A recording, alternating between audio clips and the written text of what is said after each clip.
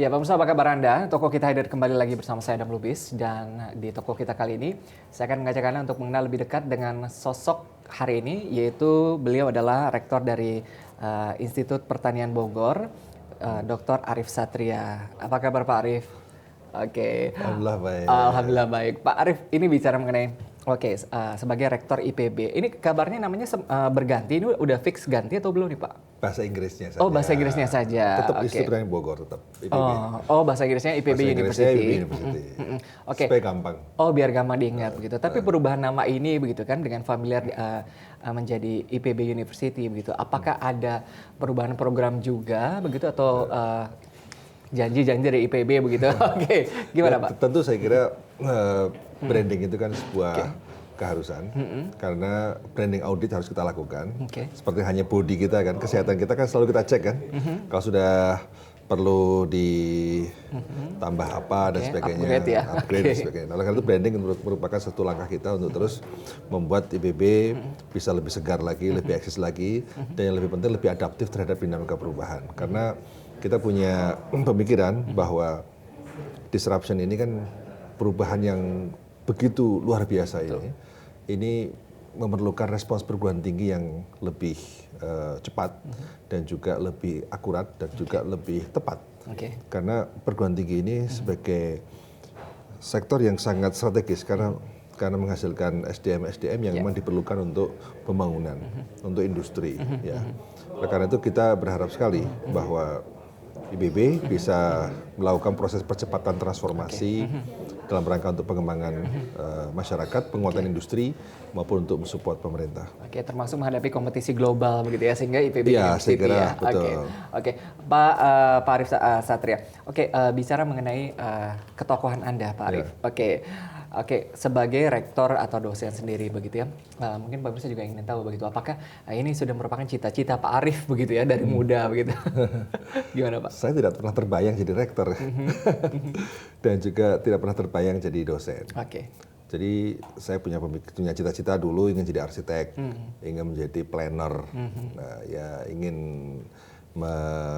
manage sesuatu dan sebagainya. Tapi intinya memang jadi dosen, jadi peneliti bukan cita-cita sejak kecil. Tapi setelah jadi mahasiswa, baru mulai terpikir bahwa ini dunia yang saya kira sangat penting untuk terus digeluti karena berkaitan dengan pengembangan ilmu dan bagaimana kita bisa mengisi celah-celah pengembangan keilmuan untuk Indonesia ini. Ya dari mulai perjalanan karir sendiri begitu. Ini saya sempat baca-baca begitu ya. Ini kabarnya benar nggak sih? Saya pengen konfirmasi juga pemirsa begitu ya. Gaji pertama katanya 200.000 begitu. Ini ceritanya gimana begitu ya? Oh enggak, saya kira semua orang yang bekerja di institusi pemerintahan ya sama. Gaji ya pertama kali 150.000, ya kemudian 200.000. Itu suatu hal yang menurut saya ya biasa saja. Ketika kos-kosan juga 200.000. Jadi ya hampir impas saja. Oh gitu ya. Impas saja untuk bayar kos-kosan. Pas begitu ya, masuk langsung keluar lagi gitu ya. Tapi bagi kita yang penting adalah pada waktu itu bukan pendapatan jangka pendek, tapi kita melihat untuk karir masa depan. Betul. Karena untuk menjadi dosen ya dimanapun semua orang akan merasakan hal yang sama. Apalagi di dunia PNS ya, dari dulu sampai sekarang ya kayak gitu. Artinya tidak bisa disandingkan dengan pendapatan-pendapatan di sektor swasta. Saya pengen tahu juga ini basic skill-nya sendiri dari Pak Arief Satria. Beliau memiliki specialty di bidang perikanan sendiri. Ini luar biasa kalau saya lihat CV-nya dari Pak Arief. Pak Arief, kita bicara mengenai perikanan dan posisi Indonesia sebagai negara arkipelago, negara kepulauan sendiri. Indonesia memiliki 13.600 pulau.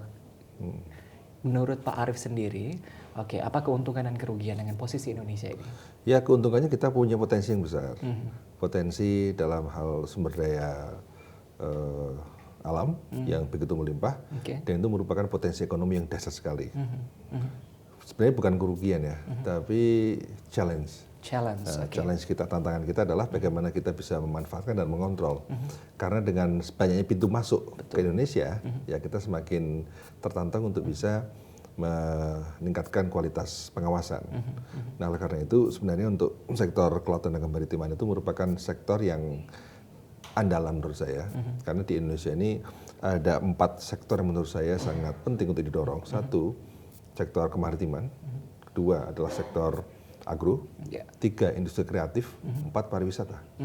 Jadi kalau kita konsisten fokus pada 4 bidang ini, soalnya Indonesia akan lebih maju lagi karena memang ini sudah mempertimbangkan keunggulan komparatif maupun kompetitif kita. Alam kita luar biasa, ya. Jadi kalau kita mampu mendayagunakan potensi tidak hanya ikan ya, tapi di dalamnya kan juga bagaimana kita manfaatkan untuk bioteknologi dari produk-produk laut. Kita manfaatkan laut sebagai sumber energi. Kita manfaatkan laut sebagai sumber untuk wisata. Itu dahsyat sekali. Nah, menarik begitu. Apakah potensi ini memang sudah digali seutuhnya sendiri? Melihat begitu ya, banyak statement yang mengatakan bahwa Indonesia belum masuk kategori sebagai negara maritim kabarnya ya. Masih sebagai negara kepulauan. Tanggapan dari Pak Arief gimana? Ya betul, karena kenapa belum sebagai negara maritim? Karena sumbangan sektor maritim pada ekonomi kita kan masih belum maksimal. Belum seperti negara-negara lain. Betul. Contohnya Thailand, ini tadi saya sempat baca begitu ya. Sumbangan dari sektor perikanan sendiri sudah mencapai 48% begitu ya untuk pendapatan negara sendiri. Indonesia baru 11% sendiri. Tantangan atau kesulitannya apa sih Pak yang dihadapi Indonesia untuk... Tapi menurut saya Thailand tidak sampai 48% untuk perikanan ya. Barangkali untuk... Lebih besar tapi dari Indonesia. Ekspornya iya, untuk ekspor perikanan iya. Tapi kalau produksi jauh di bawah kita. Kita ini produksi nomor 2 terbesar di dunia. Jadi kalau dari sisi volume, kita ini luar biasa. Ya. Thailand itu jauh di bawah kita. Tapi dari sisi nilai ekspor, ekspor kita kan masih di bawah 5 miliar US dollar. Thailand sudah di atas itu. Yang menarik adalah Vietnam. Vietnam itu pada tahun 2000, ekspor dia 800 juta US dollar, kita sudah 1,2 miliar US dollar. Artinya sudah selisih 400 juta US dollar. Tapi sekarang Vietnam sudah di atas 6 miliar US dollar, kita masih di bawah 5 miliar US dollar. Oke, nanti kita akan bahas terkait dengan kesulitan-kesulitan apa saja sih. Tapi saya pengen tahu sendiri begitu ya. Pak Arief, kalau kita bicara mengenai tadi Indonesia sebagai negara kepulauan sendiri begitu ya. Ini tentunya menjadi challenge sendiri bagaimana tadi begitu ya, mungkin kita tidak bukan yang laut lepas begitu ya, ada 13.600 begitu ya, kemudian juga ada banyak sekali masyarakat yang tinggal di pesisir pantai begitu. Apakah ini menjadi satu kesulitan begitu ya? Tadi sebagai misalnya tadi Anda katakan challenge-nya sebagai pintu masuk sendiri.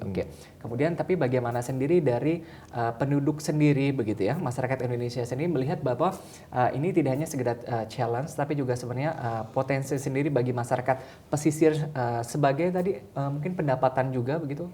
Iya, secara ekonomi kan tidak hanya peningkatan devisa, tapi justru menjadi sumber pendapatan. Sektor ini sektor yang luar biasa karena memang mudah diakses oleh masyarakat siapapun. Apalagi misalnya untuk budidaya rumput laut. Rumput laut itu yang ditaruh saja bisa hidup. Sepanjang kita mampu untuk bisa menjaga kualitas air. Gitu. Kemudian yang kedua adalah sektor-sektor lain, sektor perikanan, sektor yang memang selama ini ya didorong, dimanfaatkan oleh nelayan, namun persoalan adalah nelayan-nelayan yang bergerak di bidang perikanan, mayoritas masih didominasi oleh skala kecil. 90% lebih masih skala kecil. Yang industri yang di atas 30 GT itu masih kurang dari 5%. Nah, itulah tantangan kita, bagaimana mendorong satu, meng-scale up para nelayan itu supaya bisa meningkatkan skala ekonominya, sehingga produksi meningkat. Ya. Kemudian yang kedua, ya itu, meningkatkan kualitas. Kualitas dari hasil tangkapan kita. Justru sekarang itu added value yang penting. Thailand itu kan bukan soal produksinya, tapi added value-nya yang tinggi. Betul, olahannya ya Pak ya. Nah, sebenarnya pengolahan juga bukan ini Mas. Jadi added value itu kan bukan soal olahan saja, tapi handling. Nah, itu dia. Kita akan lebih bahas lebih lanjut lagi ya Pak Arief, tapi kita harus break sejenak. Pemirsa jangan kemana-mana, toko kita akan kembali, tetaplah bersama kami.